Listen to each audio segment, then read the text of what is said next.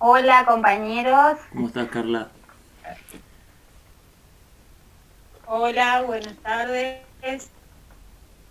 Buenas, buenas. ¿Cómo les va? Hola, ¿cómo están? Camila Núñez.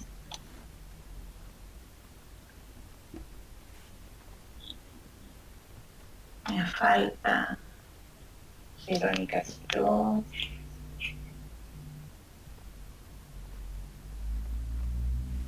Elisol.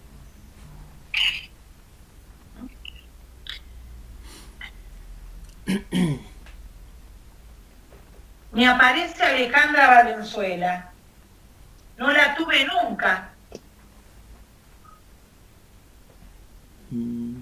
Contame, Ale.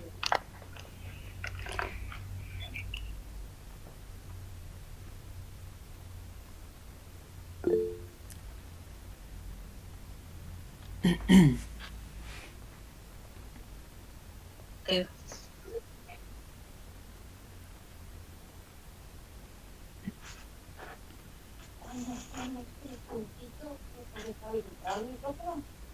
El micrófono no está deshabilitado.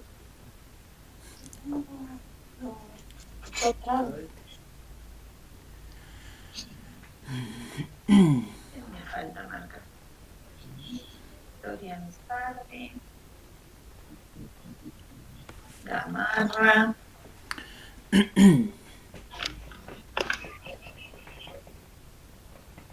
Alejandra.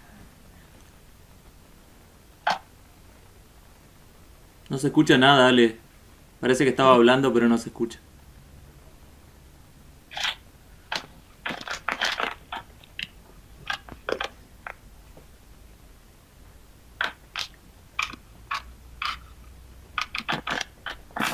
Yo me... Acá está, me puse auriculares. ¿Ustedes me escuchan bien? Sí. Bien. Ay.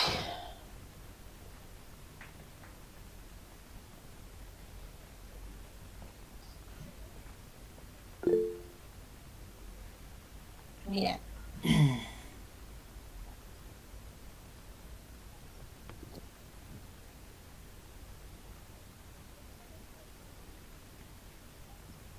Perfecto. Bueno, ¿cómo pasaron? ¿Cargaron energía? Alejandra pareciera que habla, pero no se escucha.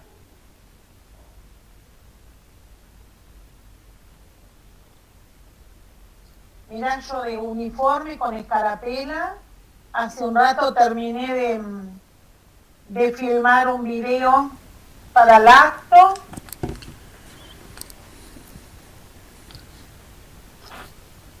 Ale, contame. Para que tengo dos Valenzuela, ella es Alejandra. Bueno, contame por qué empezás ahora, Alejandra. O después que te dé mi número y hablamos por privada. Pero tengo que saber. No te puedo creer que Gabriela está sin micrófono. No la vamos a escuchar. Oh. La cordobesa, hoy no vamos a tener la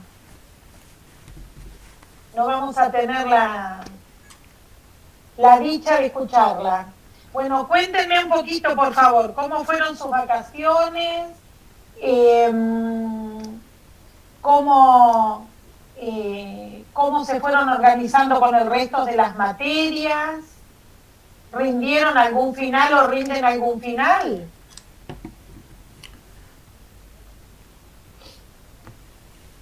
Hola. ¿Me escuchás? Sí, dale, Marcos. Bueno, Sí, perfecto. yo me dediqué más que nada a retomar las lecturas de teoría, porque rindo teoría. Hace 2 o 3 días que nos pasaron la ¿Qué fecha. teoría? ¿Cómo se llama? Teoría literaria. ¿Teoría qué? Teoría literaria. Ah, está.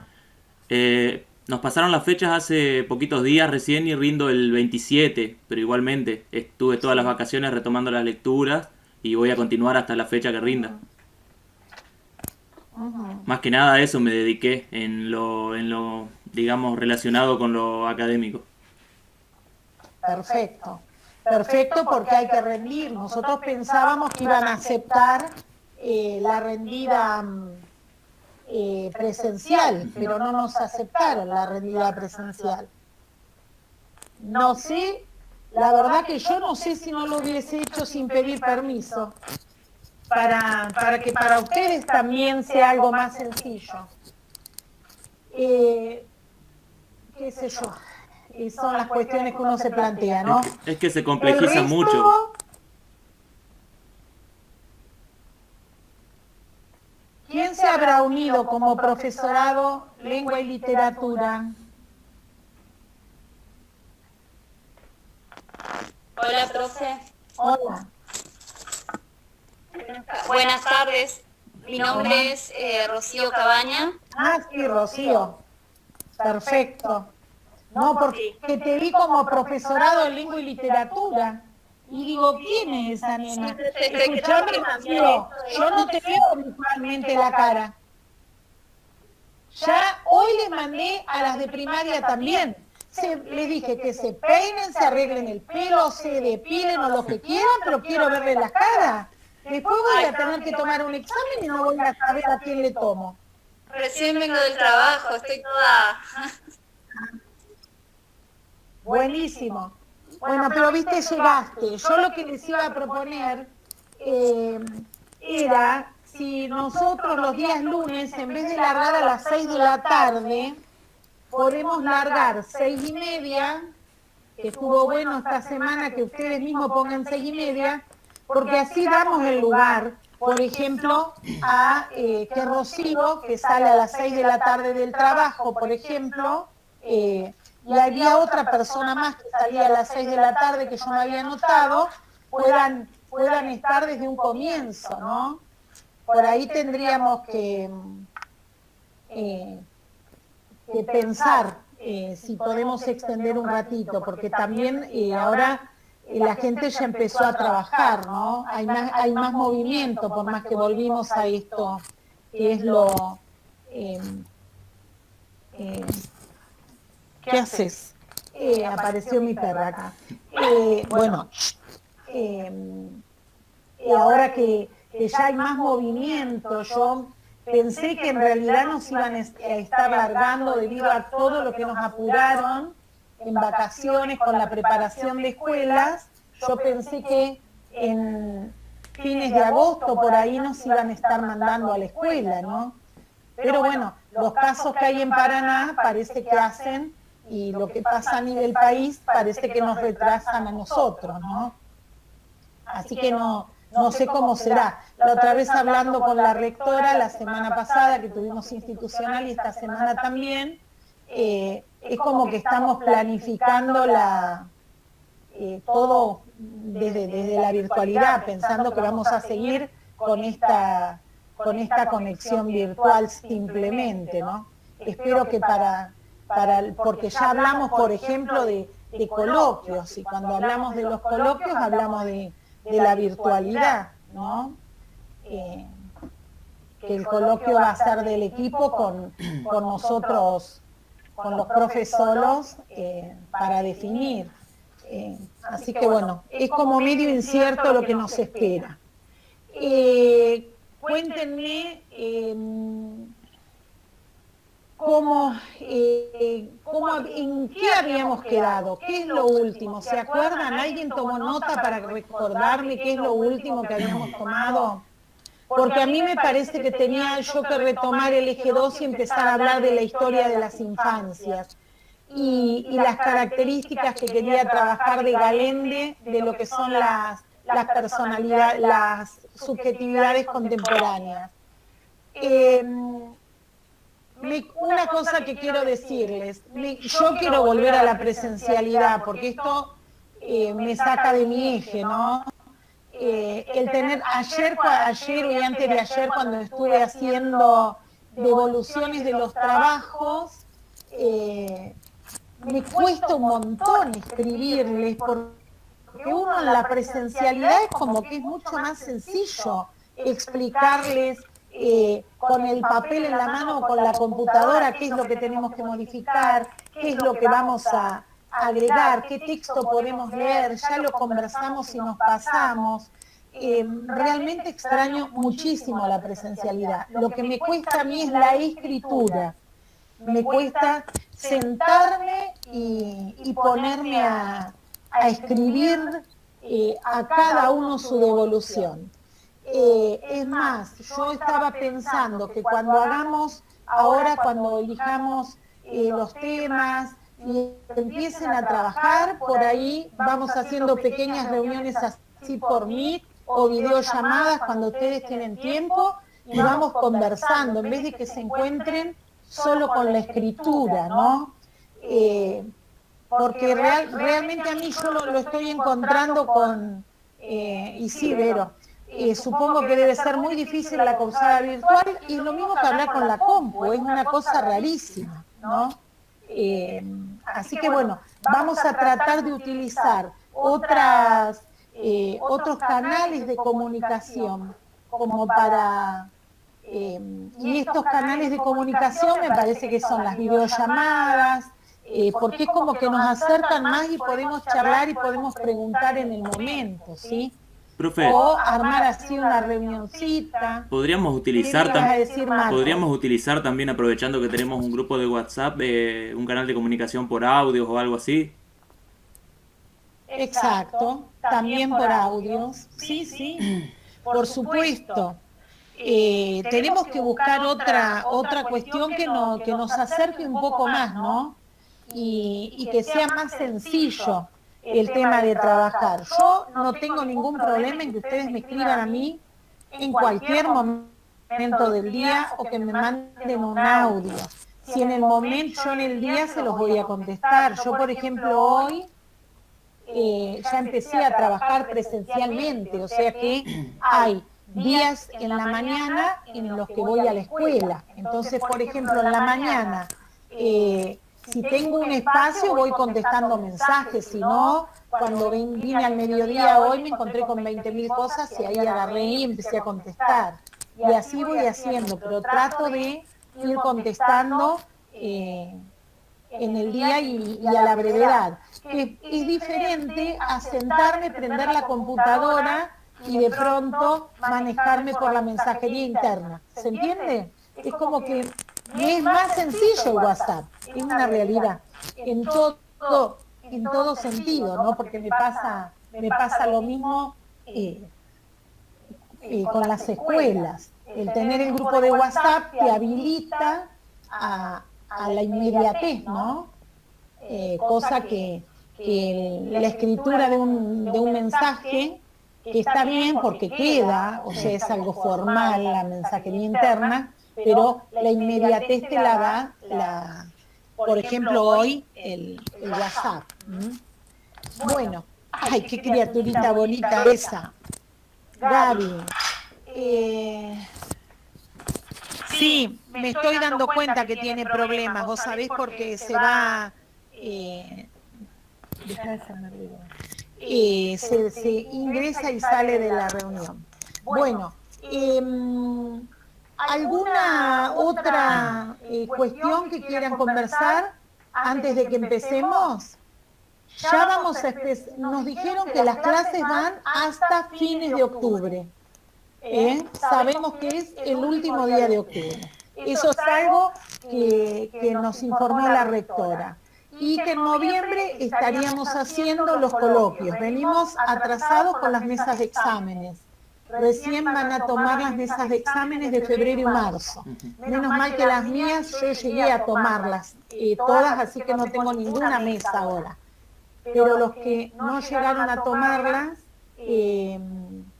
tienen ahora mesas.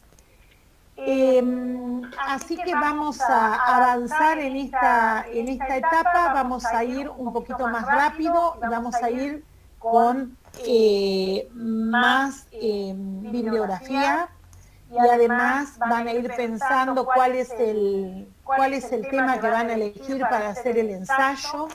Los grupos, yo hoy veo otras personas que después quiero que me vayan contando que se unieron nuevamente y estuvieron totalmente fuera del grupo hasta el momento. No abrí hoy la mensajería interna porque no tuve tiempo de ingresar, así que después voy a leer si me escribieron por privado en la mensajería interna. Espero haber sido clara en las pequeñas correcciones que tienen que hacer. Les puse como fecha el viernes para entrega, el viernes 14. Si hubiese alguna cuestión en particular, lo conversamos por privado. Sí me interesa, así como les dije, que empiecen a participar en las clases virtuales, y el participar en las clases virtuales no es estar presente solamente, sino la participación. Una cosa es la presencia y otra cosa es la participación, ¿sí? Y a su vez también los invité a todos a tener la bibliografía actualizada, porque el tener la bibliografía actualizada a ustedes les va a ser muchísimo más sencillo para el momento de escribir, ¿sí? Yo no sé qué técnicas de estudio utilizan, porque estas cosas, por ejemplo, lo hablo en la presencialidad, pero y acá la verdad no lo hemos hablado, pero en realidad es importante que se tenga la lectura al día, porque ustedes lo que van a tener que hacer es un ensayo. El ensayo es un texto argumentativo, expositivo argumentativo, así que van a necesitar haber leído los autores, haberlos, como digo yo, haberlos masticado, desmenuzado, comprendido lo suficiente como para poder ustedes argumentar la problemática que ustedes planteen. No sé, a partir de esta modificación que hemos tenido, que posiblemente tengamos más personas en el grupo, que no sé cómo lo vamos a organizar, cómo van a seguir los grupos, porque de acuerdo a los grupos, yo ya terminé de tipear las pautas de cómo tendría que realizarse el ensayo académico para que ustedes puedan ir trabajando, y lo que voy a hacer es subírselos. No se los subí ahora porque no entré a la plataforma y tampoco tuve tiempo de leerlo todo, que no haya error, porque vieron que en el medio del tipeado te llaman por teléfono, atendés uno, otro. Bueno, grabé el video, hice 20.000 cosas mientras fui tipeando, así que quiero leer todo, que no tenga ningún error. Y ya junto con los pasos de lo que es el ensayo académico y la explicación, que yo quiero que lo lean bien, porque así el viernes que viene cada uno me va a comentar si tiene alguna pregunta para hacer. Yo creo que la parte de redacción es clara, pero si tienen preguntas para hacer, y cada grupo ya va a ir eligiendo el tema y va a ir planteándose cuál va a ser la problemática, el problema que van a tratar de argumentar en este ensayo. Es decir, ustedes van a tener eso, calculo que en el día de hoy, como para que para el viernes que viene ya conversen los grupos, y por grupo de WhatsApp también ya van armando, como Marcos me arma y me manda por un Word siempre cuál es el grupo, qué temas. Si eso lo tienen antes, mejor, así lo podemos conversar cuando empezamos la clase. Cómo está armado el grupo, cuál es el tema que van a elegir, y a su vez cuál es la problemática que piensan plantear de acuerdo a ese tema que eligieron, ¿no? Se van a encontrar con que, sí. Yo, Rocío, en Núñez. Sí, Rocío. No, quería consultarle, el ensayo, Dale. una vez hecho, digamos, ¿eso es lo que se va a defender en el coloquio o Exacto, exacto. Después lo defendemos en el coloquio, y obviamente para el coloquio cada uno, como ustedes van a argumentar, voy a tener que argumentarlo desde los autores, ¿no es cierto?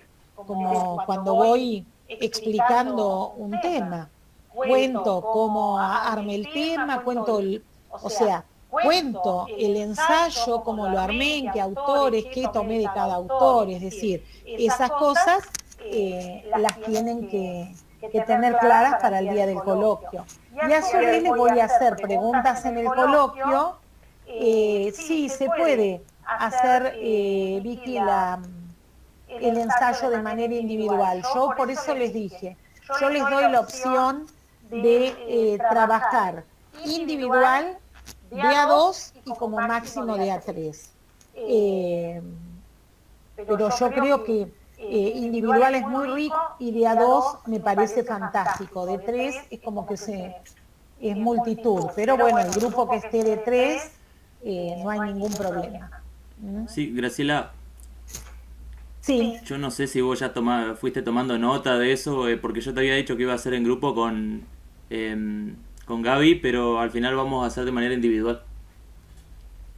bien. Por eso dije, yo sé que las vacaciones y sé que los tiempos de uno no son los mismos que los de otro. Vos me mandaste los grupos armados. Claro. Por eso ahora yo les pedí que nuevamente repiensen esa situación para ya los que quedan organizados como están, ¿no es cierto? O sea, esta organización ya es la que queda, eso les quiero decir. Sí, sí. Así que les doy tiempo hasta el miércoles, hasta el viernes, no, ¿qué día nos vemos? Miércoles. Hasta el miércoles que viene, como para poder...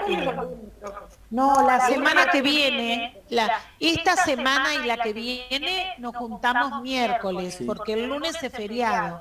Entonces, para no perder la posibilidad de juntarnos, nos vamos a juntar el miércoles. ¿Se acuerdan de eso?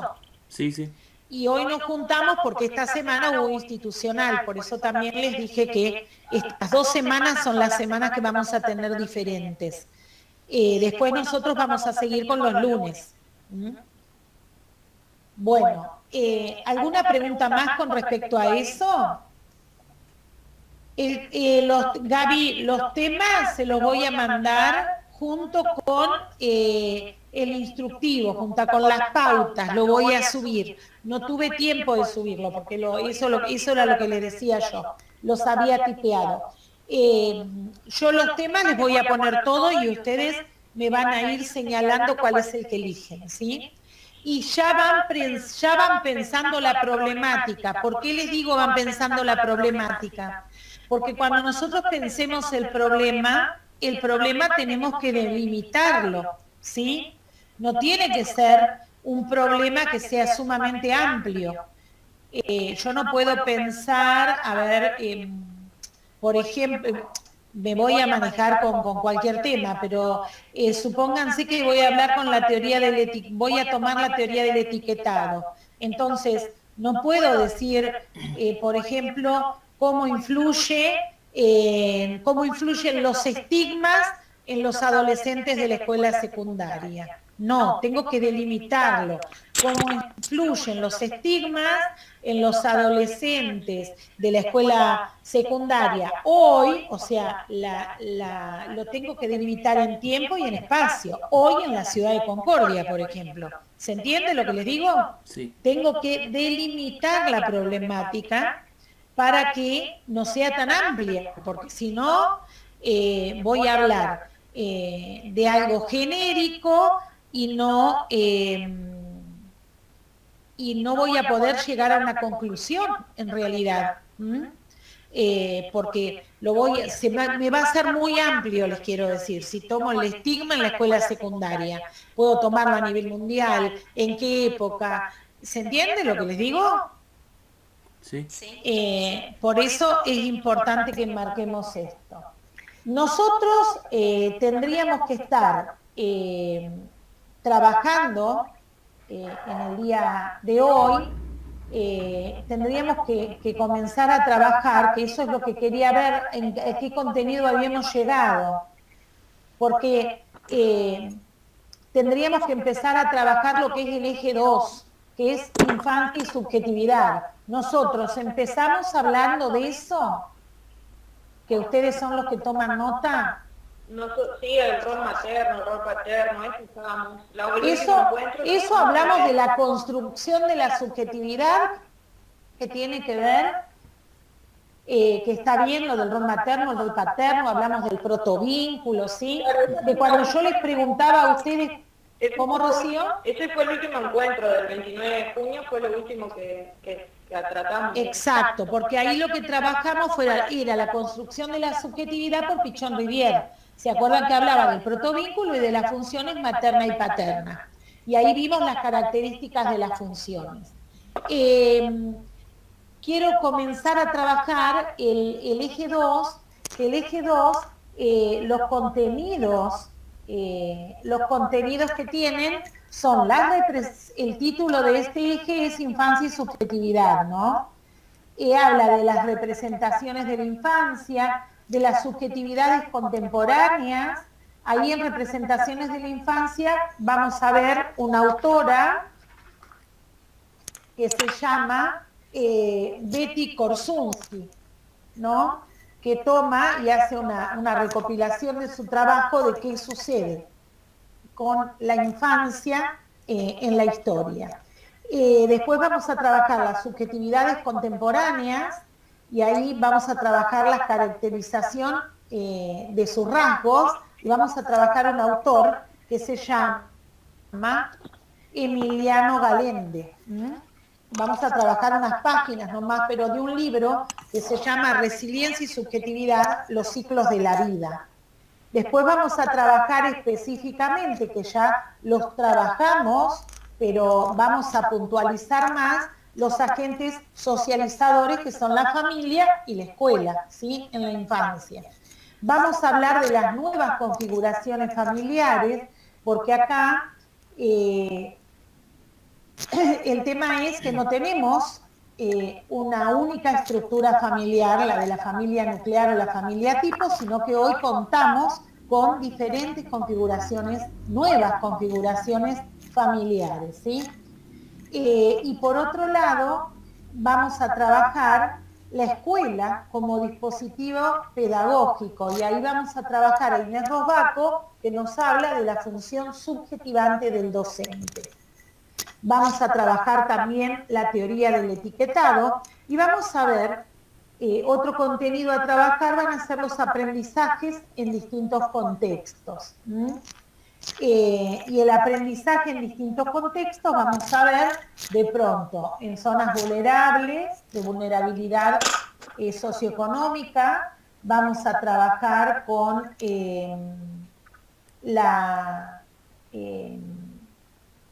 las secuelas que hay en las cárceles, o sea, de aquellos chicos que son privados de su libertad. Entonces, en ese sentido vamos a ir nosotros manejando la bibliografía. Yo, si logro, no se asusten, porque vieron que empecé a subirles la bibliografía en archivo. Estuve escaneando material, así que voy a subir material escaneado. No se asusten porque por ahí subo todo el material que puedo, que no significa que sea, vieron que yo en cada clase le pongo qué material leer. Así que en ese sentido les voy a pedir que no se asusten, porque van a decir, esta loca subió un montón todo junto. No, la loca va a tratar de subir todo lo que puede y después voy a ir delimitando clase por clase, que tengo que volver a redactar y a estas cuestiones, voy a ir delimitando clase por clase los contenidos, los textos que corresponden que se lean. El texto, nosotros vamos a empezar a hablar de lo que es las representaciones de la infancia, ¿no? Y una cosa que habíamos dejado claro en las charlas sincrónicas que hemos tenido, en los encuentros sincrónicos, es que la infancia es una construcción de la modernidad, ¿sí? El concepto de infancia no apareció anteriormente a la modernidad. Se hablaba de un adulto pequeño antes, tanto en la edad antigua como en la Edad Media. Cuando surge la escuela en la modernidad, cuando surgen las ciencias que estudian al niño, ahí surge este concepto de infancia. Entonces, vamos a empezar a contar un poquito El texto que van a leer es muy claro y sintético porque es un trabajo que hizo Korsunski, Betty, de varios textos, ¿no? O sea, no es que van a ir al libro específico, sino que van a ir a un trabajo de ella. Empieza ella, lo que empieza a hacer es una aproximación histórica a la historia de las infancias, ¿no? Una aproximación, perdón, a la historia de las infancias. Entonces, toma un autor, que es Castro, que dice que reconstruir históricamente la infancia significa buscar dentro de cada formación social la configuración prevaleciente de significados, articulándolos al conjunto de representaciones que en el imaginario social se relacionan con los diferentes momentos de la existencia humana en la trayectoria de la vida, desde la concepción hasta la muerte. Entonces divide este es el concepto fundamental, que es esto de la construcción histórica, ¿no? Entonces, lo que ella hace un estudio de que en cada momento de la historia, es decir, en cada etapa de la historia, en cada edad, existe una concepción del tiempo y de la experiencia ligada a lo temporal. Y eso lo va determinando las diferentes formas que tienen de percibir la realidad y también de modelar su pensamiento y su acción. Depende la edad, la etapa en la historia, van a tener una idea diferente de tiempo y de esta cuestión del pensamiento y de lo que entienden de la vida, ¿no? Y lo que tenemos que tener en claro acá, que no toman la historia como algo lineal, que eso es importante. No se toma la historia ni el tiempo como algo lineal. Es concebido en cada edad de diferente manera. Cuando hablamos de la edad antigua, en la antigüedad, si pensamos ella plantea todo lo que es la cultura greco-romana, si ustedes se acuerdan de lo que fue la historia, en mi época era la historia en primer año. Acá el tiempo era concebido como algo circular y continuo, ¿no? El ideal era lo completo, lo idéntico a sí mismo, lo inmutable, y garantizaba a los hombres el eterno retorno siempre de lo mismo. De ese modo, el hombre tenía certezas en la antigüedad. Fíjense, como siempre volvían a lo mismo, era circular, tenían la certeza que ante tal cosa pasaba tal otra. Entonces ahí la historia era pensada en realidad como si fuesen ciclos repetidos y predecibles, porque ya sabían lo que iba a pasar. Era como si fuese así el movimiento, era como el movimiento fijo y cíclico de los astros, por ejemplo. Entonces, en este contexto, ese era el contexto en realidad que tenía la historia ateniense. ¿Qué pasaba en la historia ateniense? El niño recibía educación hasta que tenía 15 años. Acuérdense que no estamos hablando de una estructura, no estamos hablando de una institución escuela. No estamos hablando de institución escuela. El niño recibía la educación hasta los 15 años. ¿Qué hacían los atenienses? Porque ustedes piensen que ellos tenían el Estado. ¿Qué hacían? Formaban el carácter, se le proveían recursos a través del conocimiento de todo lo que tenía que ver con la vida de la política, los asuntos de la ciudad, lo que era ser ciudadano. Esa era la educación que ellos recibían. Y así ellos lograban ser, estos niños, integrantes autónomos de la sociedad. ¿Qué pasa? Si ustedes piensan en el arte griego, que todo era perfecto y estaba plasmado en presentaciones idealizadas de la infancia, ¿no?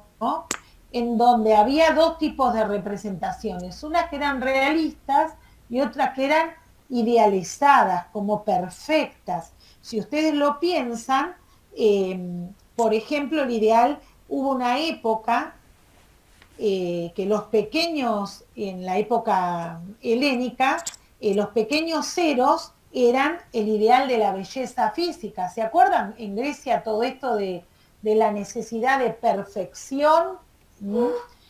Por eso tenemos todos los dioses, ¿no? En tal caso el Eros era la perfección, era el ideal de belleza física, erótica y también deportiva.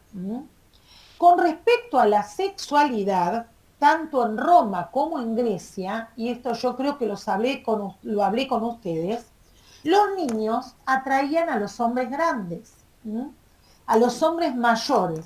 Y las prácticas, estamos hablando de sexualidad, iban desde las caricias hasta lo que era la penetración anal.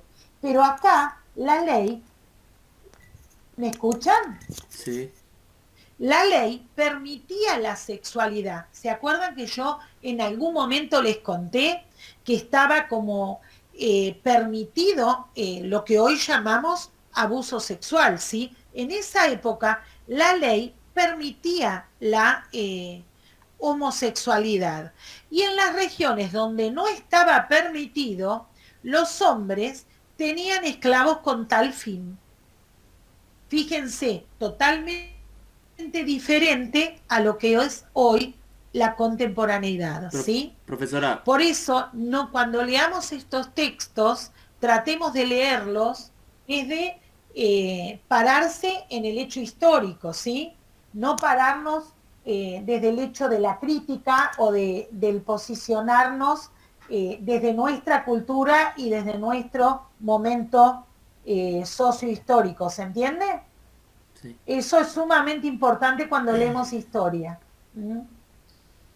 Porque si no, esto nos va a parecer una aberración. Y en ese momento histórico, histórico y social, era lo permitido. La ley avalaba. ¿Se entiende lo que les estoy diciendo, no? Sí. Hoy, sin embargo, si tenemos una situación así, automáticamente aplicamos un protocolo. Les contaba esto. Por ejemplo, en Esparta, en Atenas, teníamos esto que el chico era educado hasta los 15 años y la educación tenía que ver con el carácter, cómo formarlo para ser un futuro ciudadano, ¿sí? Un ciudadano independiente. Cuando hablamos de Esparta, ¿qué,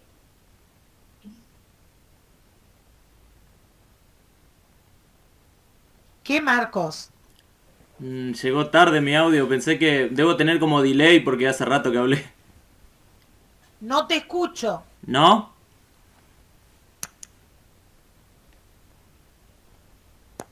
No, debe ser... ¿Ustedes lo escuchan a Marcos? No, bien.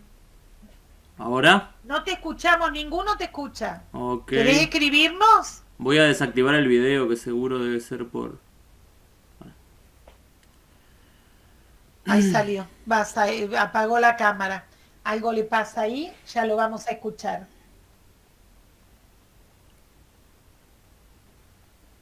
Vecinos. A ver.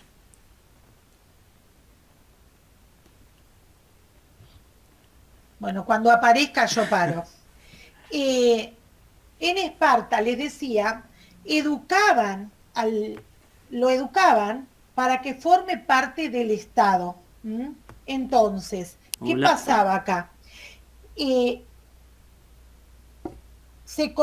La crianza del chico se extendía hasta que el niño tenía 7 años. Y ya después la responsabilidad de la educación que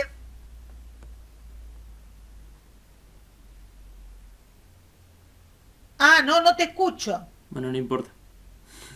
No, ahora sí te escucho, pero hoy no te escuchaba. Dijiste profesora y ahí quedé. A ver. ¿Ahora me escuchás? Bueno, ¿Me escuchás? ¿qué ibas a decir, Marquitos? Sí, era un dato de color nada más que tenía que ver porque estabas hablando de la sexualidad justo y me acordé, no me acuerdo en dónde lo habíamos dicho, pero que, por ejemplo, no fue en una clase el año pasado, se Sí, habló de eso justo y se dijo que los hombres, digamos, tenían sexo por placer solamente con otros hombres y que tenían sexo con mujeres para procrear nada más. Era eso nada más, era un dato de color. decime, ¿qué no importa? ¿Qué ibas a decir? Llega O tarde. escribilo. Ay, Sí, no ahí se te ve. escucho. Sí, vale.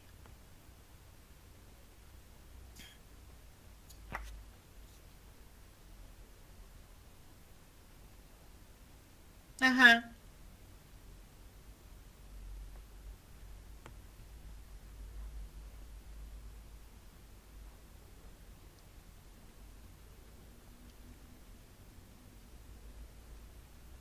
Exacto, exacto, exacto. Está bueno el aporte, porque es real, como porque necesitaban procrear y procreaban para que los chicos formen parte del Estado. Esa era la función específicamente. Gracias. Yo les decía que en Esparta entonces la crianza familiar iba hasta los 7 años y a partir de los 7 años eh, ya la educación quedaba en manos de lo que eran las instituciones del Estado. Acá el objetivo fundamental era poner al chico, al niño, al servicio de la comunidad, ¿sí? Y que aceptara obviamente el orden establecido. Ustedes fíjense que acá era el Consejo de Ancianos, fíjense la estructura que había, ¿no es cierto? El Consejo de Ancianos era el que decidía si un varón recién nacido era apto para formar, para ser un futuro guerrero. Eso lo definía el Consejo de Ancianos y también definía en las chicas, en las mujeres, quién iba a ser la que era buena gestadora de ciudadanos espartanos. Es difícil eso, porque en realidad ellos no, ni que tuviesen la bola de cristal. Cuando una niña era niña, ya decidir que esta era la que iba a gestar los ciudadanos espartanos, ¿no?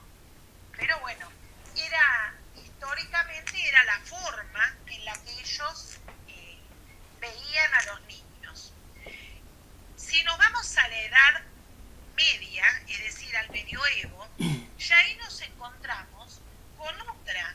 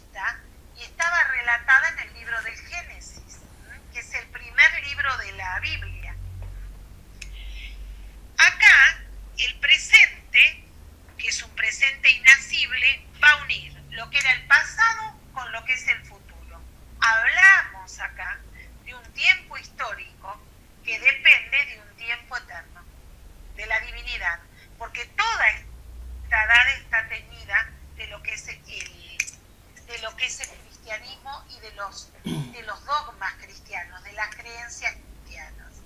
En ese marco, que el tiempo humano es un tiempo que es contingente y que siempre va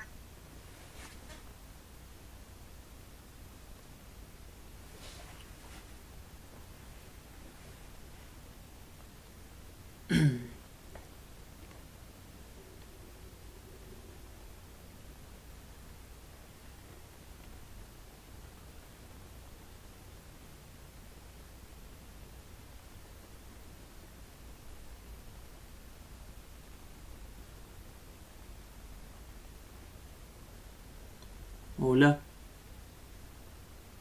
Oh, tener que salir y volver a ingresar.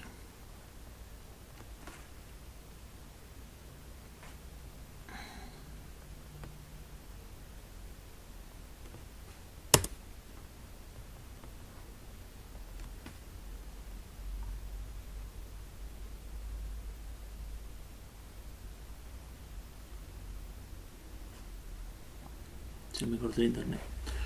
Se me cortó el internet. Ay, volvió a abrir. ¿Qué? Su madre.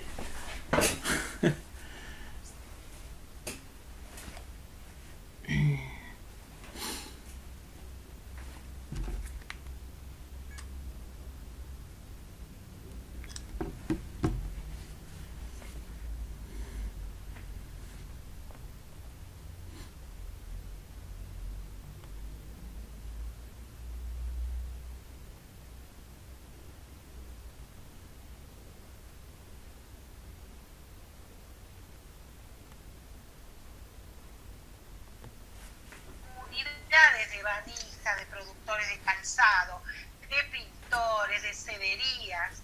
En estas comunidades vemos que estos chicos han aprendido su oficio o el arte, lo han aprendido de sus padres. Y vemos la parte familiar y la parte de comunidad. En esta edad,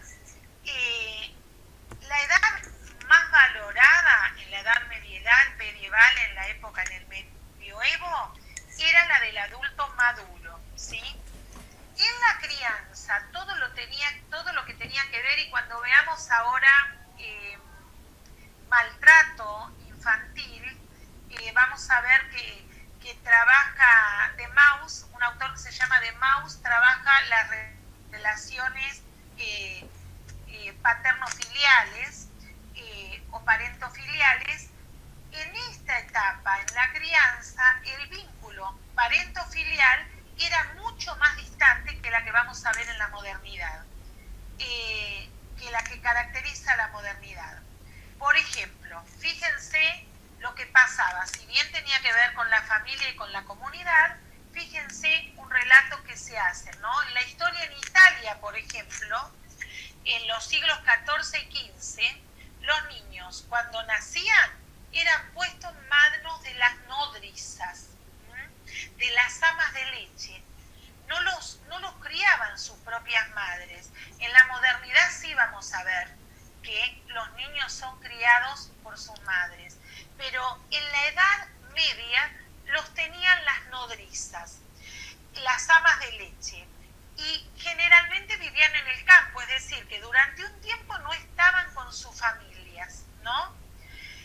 Solamente rara vez los iban a visitar, y entre los 2 y los 7 años, cuando ya la nodriza dejaba de alimentarnos, entre los 2 y los 7 años volvían a las familias. Y a partir de los 7 años, los niños eran llevados como aprendices de los oficios, a convivir con algún maestro, que no era necesariamente el padre. Estoy hablando de Italia. Y las niñas, que siempre tenemos la de perder, entre los 9 y los 10 años ingresaban a los conventos. Fíjense lo que es la cara de Gabriela, que me abrió los ojos grandes. Pero esa era una decisión en Italia, por ejemplo, en la Edad Media. Fíjense que diferente a la etapa de educación y de contacto tanto familia, hijo, que vamos a tener después en la edad moderna y en la edad contemporánea. Esperen que está sonando una alarma, está en silencio mi celular, pero suena una alarma y se va a sonar todo el tiempo. Esperen que la apago.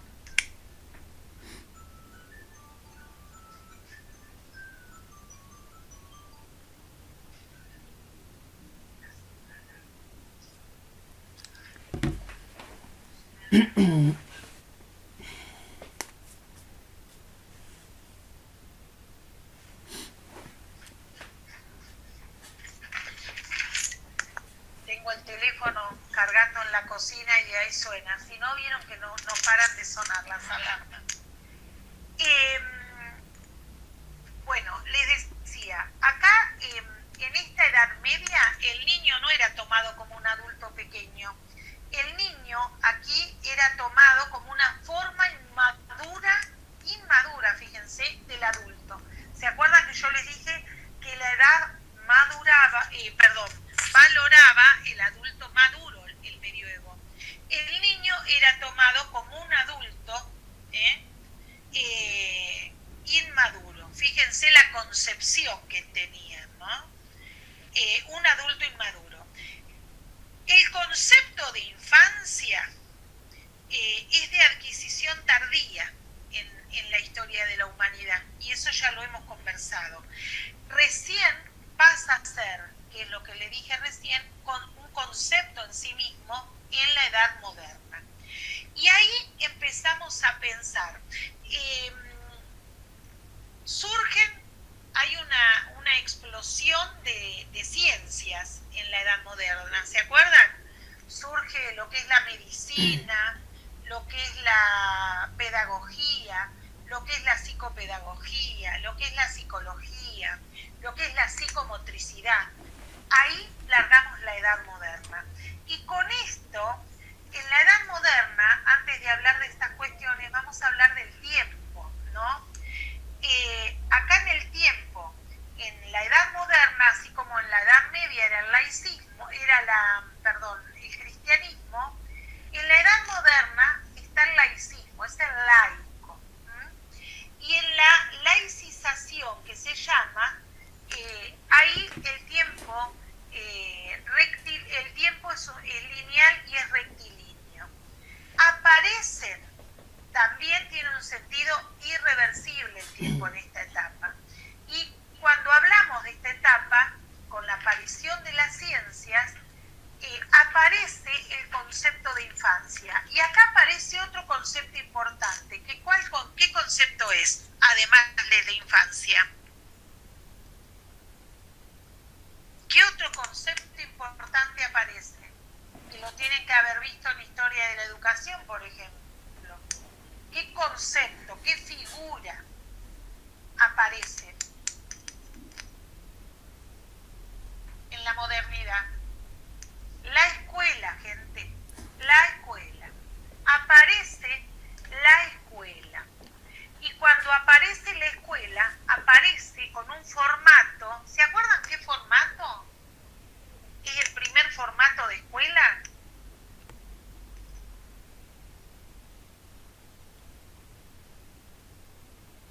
Que Tonucci tiene un dibujo muy lindo y muy divertido. ¿Qué formato de escuela aparece? Aparece el formato de escuela fábrica, ¿sí? Fíjense que en ese formato, y ahí seguimos nosotros con ese formato todavía, no hemos podido desprendernos.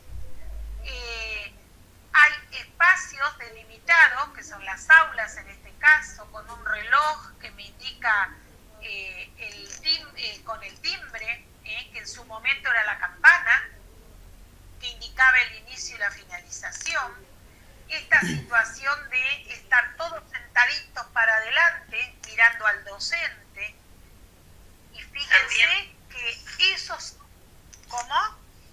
Que también con las prisiones hay un paralelo, ¿no? Y con los monasterios. Exactamente. Con las prisiones y los monasterios también, es verdad. Fíjense fíjense que la idea, ahora que hablaste de monasterio, cuando surge la escuela, una de las cuestiones que teníamos en la escuela eran los castigos corporales. Teníamos el arrodillarse en maíz, el puntero, el látigo. Había determinadas cuestiones que... ¿Nadie vio la película El nombre de la rosa o leyó el libro? No. Está muy buena. Lo que pasa es que hay tantas, yo pienso que en realidad hay tantas imágenes. Yo les estaba buscando, armando el tema de convivencia, de acuerdos escolares, para cuando veamos ahora escuela. Estaba buscando, buenísimo Victoria, estaba buscando películas, ¿no? Y digo, hay muchísimas películas que nos plantean modelos de escuela, modelos de docentes, nos plantean el tema de la inclusión, cuando miramos Entre muros, cuando miramos Los coristas, que son películas que por ahí yo les voy a pedir que buceen para determinadas, o les voy a poner en foros partecitas para que analicen. Cuando miramos Los escritores de la libertad, que ahí ya tenemos bien explícito el tema de implícito y explícito, hasta el tema de la inclusión y lo que es la institución como tal, ¿no? Hay determinadas películas que nos van pintando lo que es la historia de la escuela y cómo se va atendiendo al sujeto de la educación en esta historia de la escuela, ¿no? Que con ustedes yo no les puse, que ahí entré en duda, un videíto que habla del sujeto de la educación. No se los sugerí o se los puse. Que yo recuerde, no. Encuentro. ¿Cómo? Que yo recuerde, no.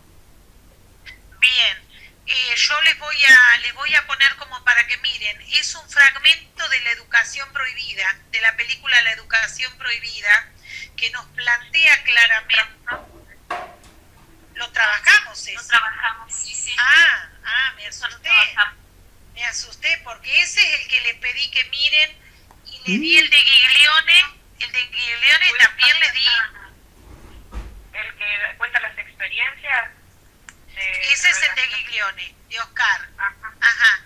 No, y el otro nos plantea al sujeto de la educación y nos plantea al sujeto docente y al sujeto, al sujeto de la educación y al sujeto docente. Los dos nos plantea. Que está Gastón Paul. Sí, la vimos. Sí, la vimos. Ahora que me acuerdo. Ese lo vi. Bien. Sí, tuvimos que diferenciar el sujeto, o sea, dar las características del sujeto que enseña y del sujeto que aprende. Y el sujeto que aprende. Perfecto. Sí, me entró la duda si se lo había dado. Porque yo estoy acostumbrada a que cada tema en la presencialidad le doy introducción con un video, ¿se entiende? O si tenemos que discutir algo con un video. Entonces, por eso me quedé pensando. Y ahora en infancias, y cuando hablemos de escuela también, yo les voy a ir poniendo en el foro. Lo que no voy a hacer ahora en las clases virtuales es ir poniéndoles muchos trabajos escritos, porque ahora va a empezar el escrito de ustedes. Entonces posiblemente yo les ponga cuáles son los objetivos que tenemos, qué contenidos leer, y por ahí les armo simplemente un mapa conceptual como para que trabajemos después los lunes en las clases actuales. Pero vamos a hacerlo de esa manera, como para que ustedes dediquen el tiempo a escribir. Profe, le pregunto en relación también al ensayo, ya que lo nombró, ¿vamos a tener instancias de digamos, para entregárselo, para que usted lo vea y nos vaya guiando? Para la primer parte, ponte la introducción, yo les voy a dar determinado tiempo. Igualmente, si lo terminan antes, Cada etapa, cada parte, vamos a hacer igual que en la monografía. Cada parte del ensayo, que el ensayo tiene 3 partes claves, una es la introducción, otra es el cuerpo y otra es la conclusión, porque lo otro son las referencias bibliográficas. Cada parte va a tener un tiempo de presentación y cada parte tiene posibilidad de ser corregida hasta 2 veces, que es como hacemos con las monografías, porque si no nos pasamos en corrección, ¿se entiende? Por eso digo, lo bueno que nos podamos comunicar con una videollamada o en forma de audio, que sea algo sencillo, de conectarnos y poder hablar y poder hacer los señalamientos que corresponden. Porque por ahí si yo les pongo, está desorganizado, no respetás la voz en la que tenés que redactar, porque se redacta en tercera persona o en forma impersonal, de pronto no es lo mismo que yo lo escriba o está desorganizado textualmente a que yo les diga, chicos, fíjense acá pusieron tal cosa, acá tal otra, fíjense que esto se podría decir de tal otra, es diferente. Bueno, retomamos esta cuestión. Y me olvidé lo que estaba diciéndoles, ¿viste? Me olvido, porque me fui ahí. Estábamos hablando de la modernidad, de que surgió la escuela. Exacto.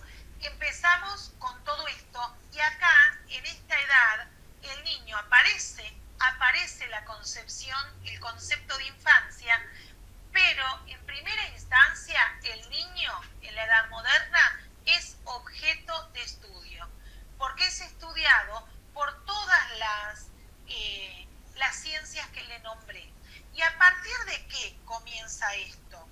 Porque lo que hubo fueron, por eso empiezan a aparecer las ciencias y a estudiarlos, había muchísima mortalidad infantil.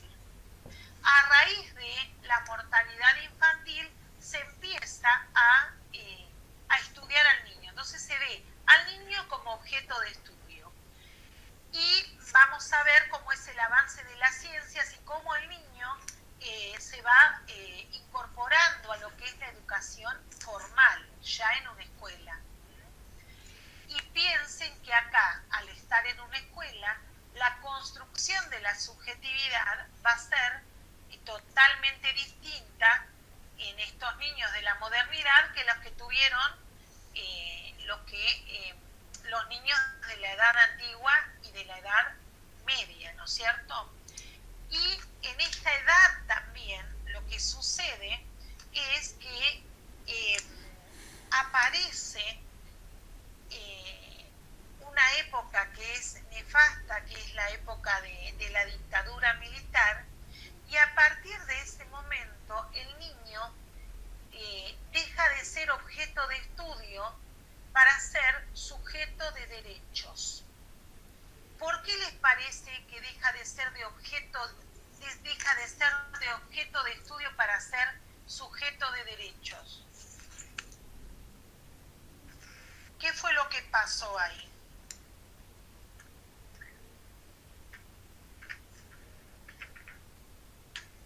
Yo nombré una característica. Dije, ¿en qué momento pasa a ser sujeto de derechos?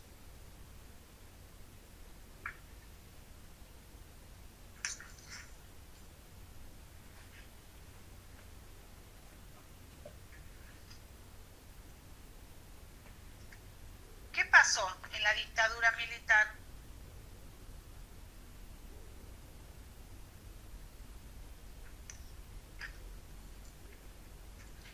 ¿Qué pasó en la época de dictadura militar con los niños? Profe, ¿puede ser que esté relacionado al robo de la identidad? Sí, pero ¿por qué? ¿Qué hicieron? ¿Qué pasaba con esos niños? Claro que los sacaban de sus familias y Exacto. los daban a otras. Exactamente. Es decir, había secuestro y usurpación de identidad. Que eso pasó a ser uno de los tipos de maltrato infantil que marcaron, que marcó específicamente esta época, ¿no? Porque ahí lo que hicieron, lo que empezó a hacer, lo que empezó a suceder en época de militares era que todo niño que nacía dentro de lo que era el cautiverio de la madre era dado a otra familia, ¿sí? Por eso tenemos hoy asociaciones como las madres y las abuelas de Plaza de Mayo, que están buscando todavía, hay muchísimos de los desaparecidos, que se van encontrando los nietos, ¿no? Como dicen, apareció el número tanto. Esta es la época en la que surgen, a partir de ahí, en 1989, se escriben los derechos del niño. Y en 1989, sí, aparece la Convención de los Derechos de los Niños. Por eso yo les digo, a partir de este momento, el niño pasa a ser un sujeto de derecho.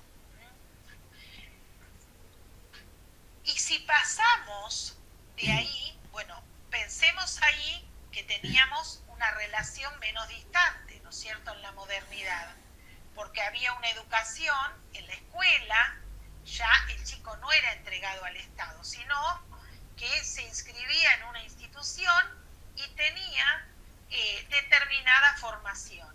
Y lo que sí sucedía era que se decidía quién aprendía y quién no al comienzo de la modernidad.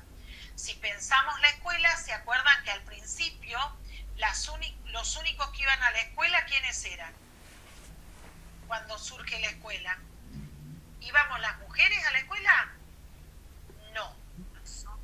Eran los hombres los que iban a la escuela. Al comienzo iban los hombres.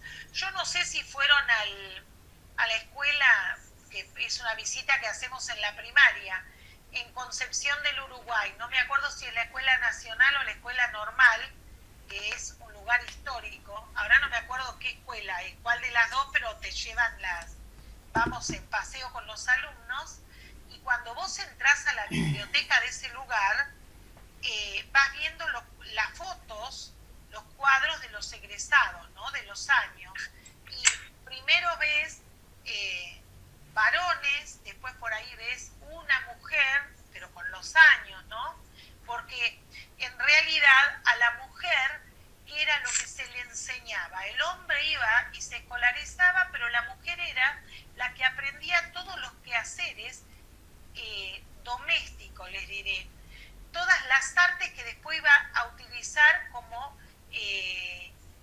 madre, como cabeza de una familia, ¿no? Lo que era la costura, el tejido, el bordado, esas habilidades trabajaban en las mujeres, no la preparación en una escuela.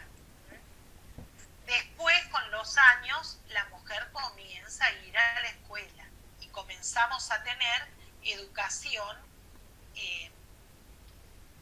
Los otros días escuchaba en una reunión familiar, ¿no?, que todos los problemas empiezan desde que la mujer se quiere parecer al hombre. Le digo, la mujer no se quiere parecer al hombre ni hacer las cosas del hombre. Cada uno tiene sus actividades, pero tenemos derechos, ¿sí?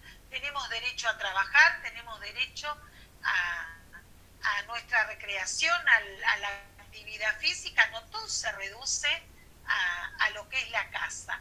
Y en realidad, en esa época, en la edad moderna, en la primera etapa sí se reducía a que la mujer aprendía determinadas habilidades, se trabajaban determinadas habilidades en la mujer y el hombre era el que estudiaba.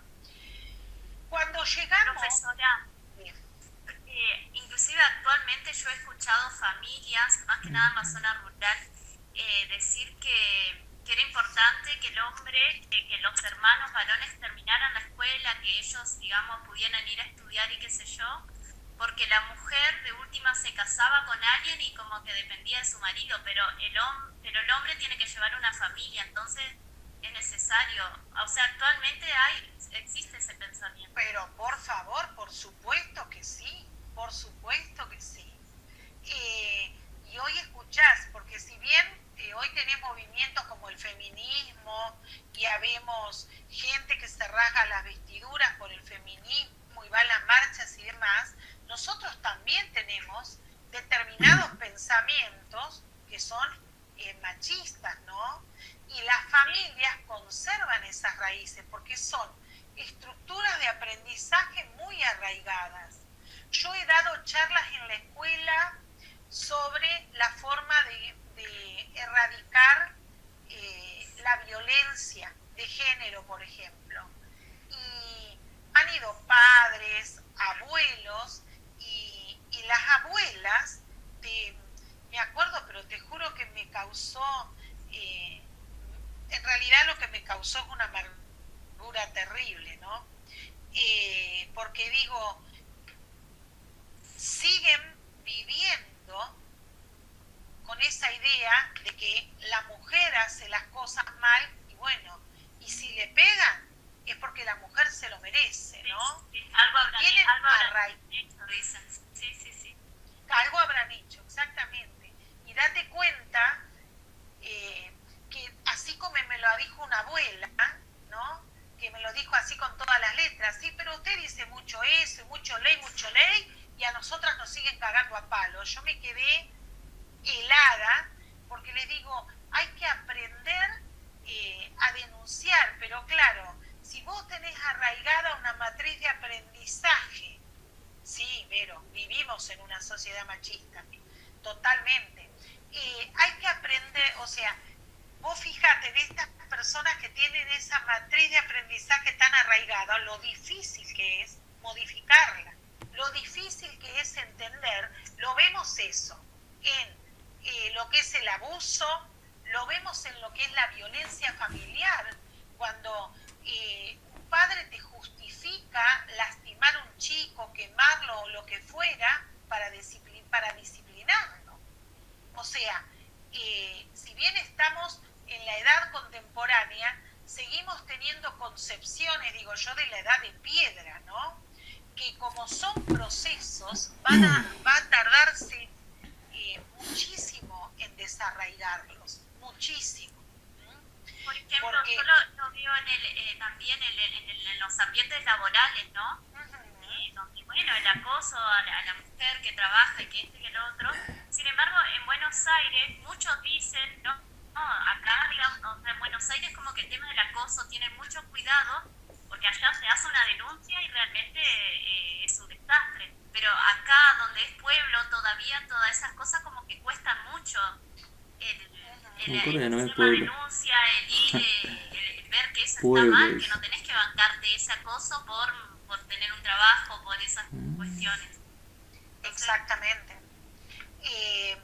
Pero yo sí creo que es una cuestión de educación, chicos. Es una cuestión de educación.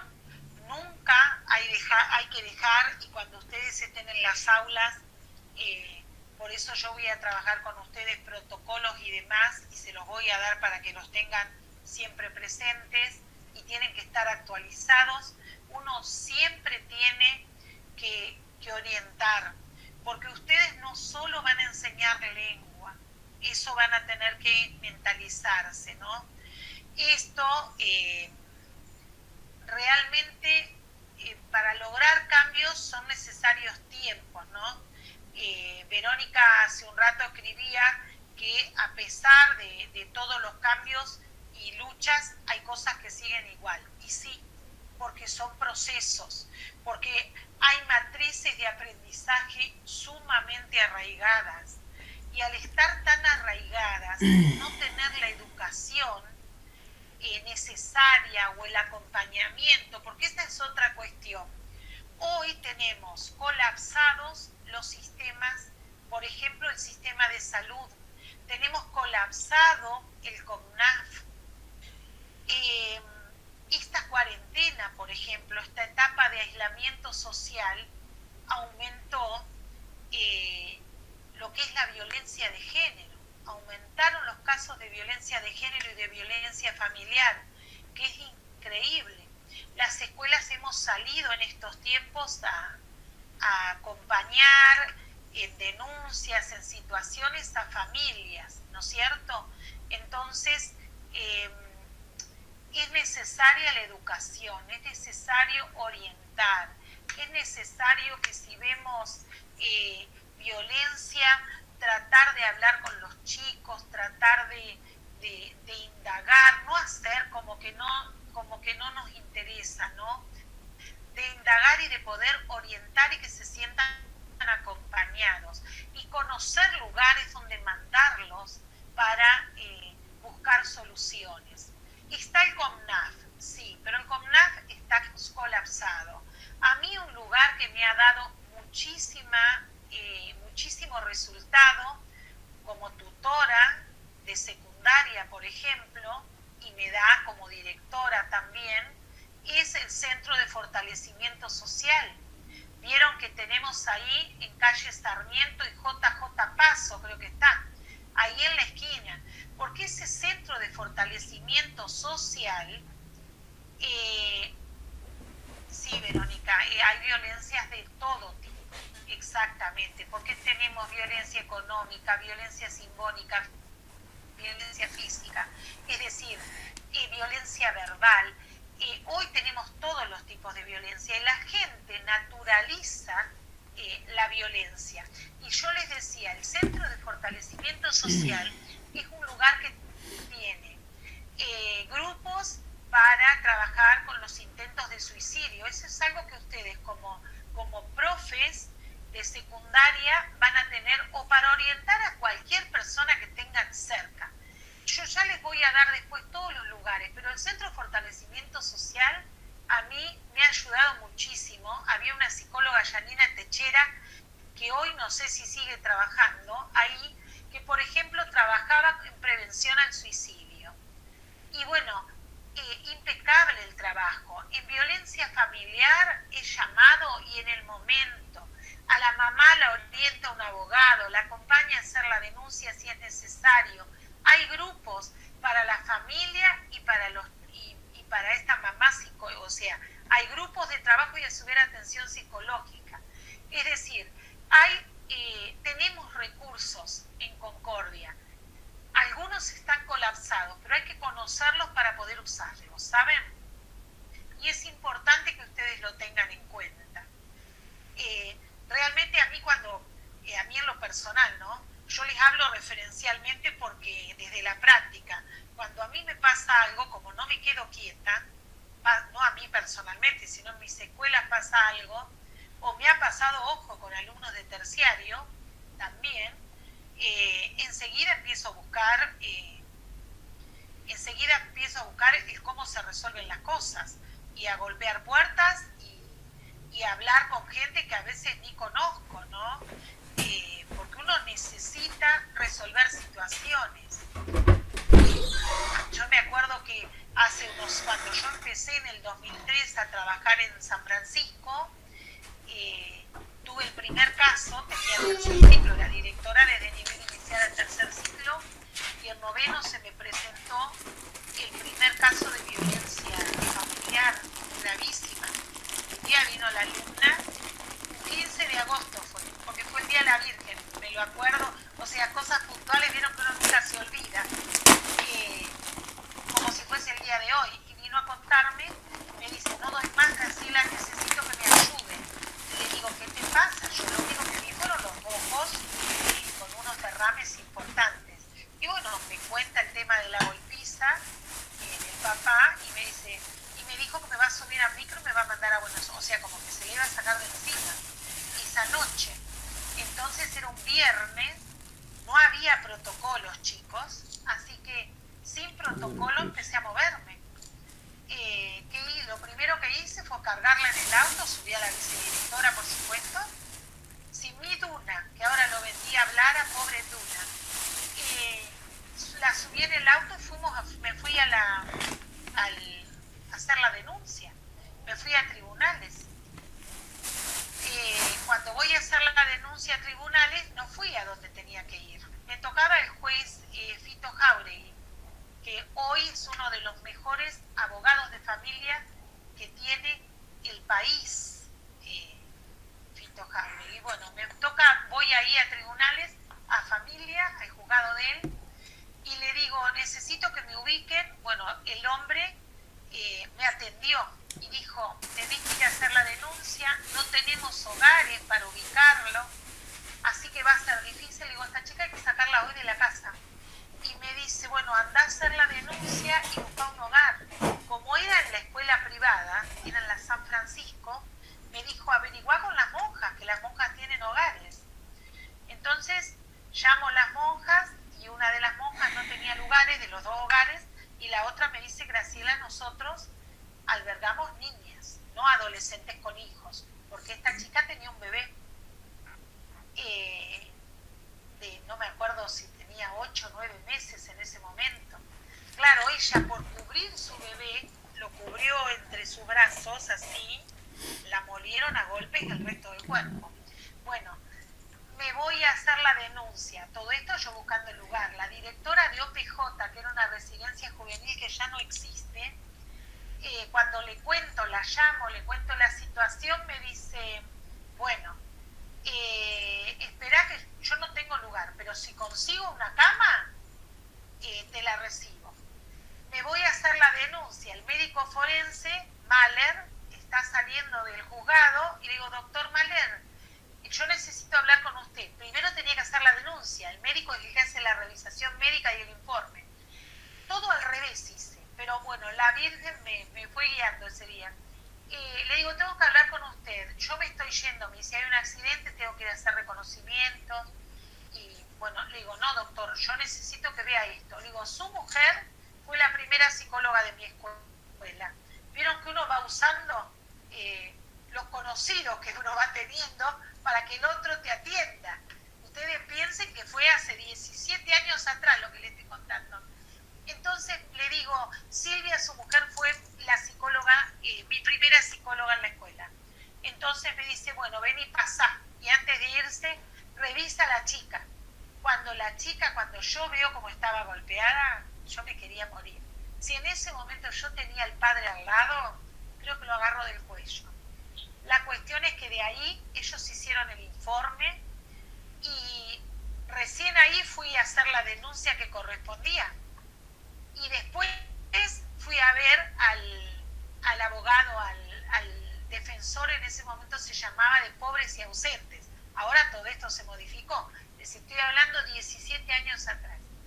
Y el hombre me reta y me dice, pero usted hace lo que quiere. Usted tendría primero que haber hecho la denuncia, después la veía el médico. Cuando yo le cuento que ya estaba todo listo. Yo al momento que llegué a él ya tenía la cama en el hogar, la denuncia hecha y el informe del médico. Ya estaba todo. Así que me dice, bueno, no tenemos auto para que lleve al oficial público, no sé cómo se llama, a retirar al bebé. Había que retirar al bebé de la casa. Y le digo, la llevo yo en el auto. Así que me fui con el Duna, me metí en el barrio, sacamos el nene y lo llevamos a la residencia. En ese momento, yo la verdad, después uno piensa, a mí no me da miedo lo que hago, jamás me ha dado miedo.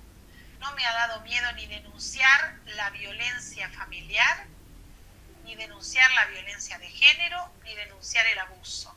Por más que las primeras denuncias me han dicho, te pueden quemar el auto, lo bien que me harían. Si me queman el auto, cambiaría el Duna en ese momento. O sea, me han tratado mis superiores de convencer que no haga. Pero creo que uno no puede dejar que sucedan estas injusticias, porque si no, como dijo Vero hace un rato, escribió, a pesar de las luchas y de los cambios siguen pasando las cosas. Y sí, siguen pasando porque muchísimas de las personas hacemos que no escuchamos, que no vemos, y por lo tanto, el monito de la manito que se tapa la boca, no denunciamos. Y las cosas hay que denunciarlas. No tiene que quedarse uno con... no sé, yo en lo personal no podría apoyar la cabeza tranquila en mi almohada, sabiendo que algún alumno mío está sufriendo, o algún docente, o cualquier persona que conozco está pasando por alguna de esas situaciones. Entonces uno las tiene que denunciar, ¿no? Bueno,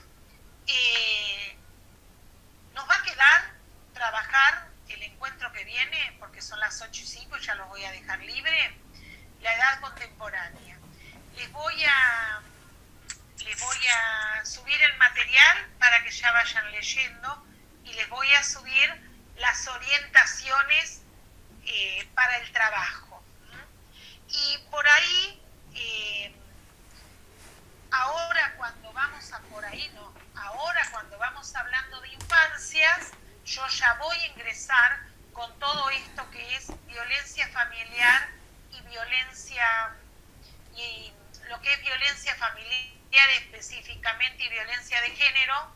Y dentro de la violencia familiar vamos a ver los tipos de maltrato, y ya vamos a ir viendo cuál es la norma y los lugares, ¿sí?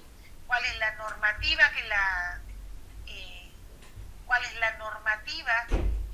que nos encuadra para el actuar, y cuáles son los lugares a los que tenemos que ir dirigiéndonos. Así es que cuando toquemos la historia en la contemporaneidad, ya voy a tocar directamente, porque estos contenidos tienen que ver con infancia y con adolescencia. ¿Por qué tienen que ver con infancia y con adolescencia? Porque lo que se llama violencia familiar y lo que se llama maltrato infantil encuadra al niño desde antes de nacer hasta los 18 años. Entonces, lo vamos a ver ahora con infancia, pero yo les voy relacionando a la par lo que es la adolescencia, ¿saben? Porque cualquiera de estos tipos de maltrato infantil encuadran tanto en la infancia como en la adolescencia. ¿Está claro? Bueno, no sé si se durmió alguno y demás, pero nos vamos a estar viendo, si Dios quiere, el día miércoles que viene, ¿sí? Vayan viendo lo que tienen que reformular de los trabajos, y cualquier cosa me mandan un audio o me escriben por WhatsApp para consulta o para lo que fuere. ¿Está claro? Gente, ¿están vivos? Sí. Marcos me desapareció. No, estoy escuchando todo atento acá. Pasa que no tenía nada para decir. Marcos, ahí te vi. No tenía nada para decir, por eso. ¿Algo que decir o que preguntar de lo que estuvimos hablando, gente? Yo con respecto a los grupos, mirá, sinceramente yo no recuerdo haberte pasado una lista con los grupos. Me parece que sinceramente. ¿Me lo pasaste? Bueno, no tengo el WhatsApp acá. Bueno, si no sucedió, te iba a decir, ¿querés quedarme una lista con los grupos y con todo ordenado, digamos, para que lo sepas bien? Sí, vos sabés que no me acuerdo si me lo mandaste. Para mí me lo habías mandado. Por ahí lo que me mandaste fue la asistencia. Claro, lo que te mandé fue la lista con las asistencias. Sí. Y no los grupos. Exacto. Y problemáticas. Las chicas de cuarto me mandaron los grupos. Por ahí estoy confundida por eso. Sí. Convérsenlo esta semana, organícense y traten de... Bien, sí, Verónica, si no lo recordás no se hizo, y estoy confundida yo con cuarto de primaria, que sí me mandaron los grupos. Si no están armados, fíjense si lo van a hacer individual o lo van a hacer en grupo, y traten de ir conversándolo como para que yo el miércoles ya tenga claridad de cuáles son los grupos, ¿saben? Dale, genial. Al margen de esto, ¿alguna otra cuestión que de lo que hablamos surja como para preguntar? ¿No? Bien. Bueno, chiquis, les mando un beso enorme y nos estamos viendo el miércoles, ¿dale? Perfecto, nos vemos, profe. Cualquier cosa por WhatsApp. Nos vemos. Que tengan una buena semana. Adiós.